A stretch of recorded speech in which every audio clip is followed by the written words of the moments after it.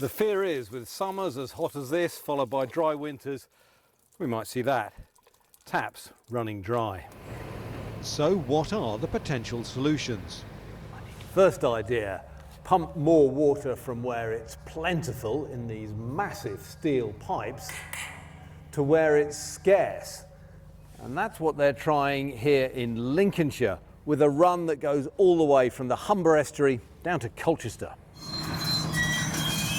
When these pipes are connected, they'll be capable of carrying 84 million litres a day, a total of 250 miles. The ticket price is £500 million, and there is an environmental cost too. It's very energy hungry, energy intensive, especially across a flat region like ours. We use a lot of pumps and pipes to move water around. And actually one of the considerations we've made when we were building this pipeline is how we can make it the most energy efficient and the least carbon hungry as possible. It is a massive project, cutting through fields and roads in a sweeping line through East Anglia. But the company insists it's essential.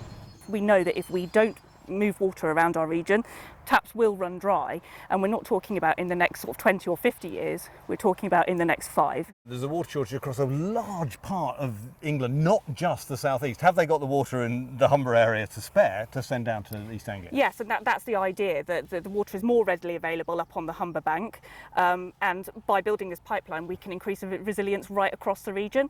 You also pull quite a lot of water out of the ground in abstraction. Is that going up or staying the same? What are the rules on that? So we're actually lessening our abstraction, the amount of water we take out of rivers, but to the tune of about 84 million litres a year in the next 5 years. And that's because we will need to protect the environment. And actually this pipeline will allow us to do that, and we'll be able to actually turn off some of our river and groundwater abstraction points as a result of moving water via this pipeline around the region.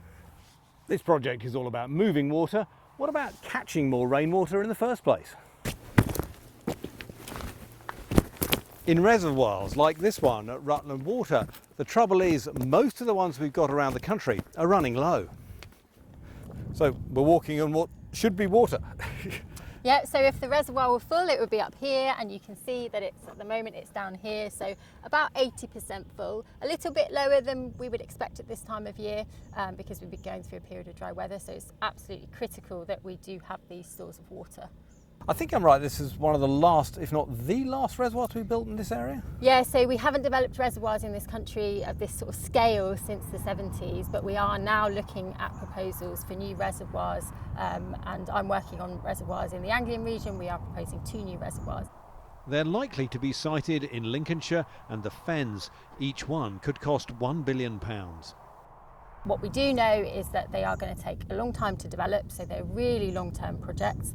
We're working... What does that mean when you say long-term? So we're working on the early proposals and early design work now for water to be available at customer taps by the late 2030s. So wow, so nearly 20 years away. Really long time. Changing land to lake is a very lengthy, costly business, which is also likely to upset some of the people who live there.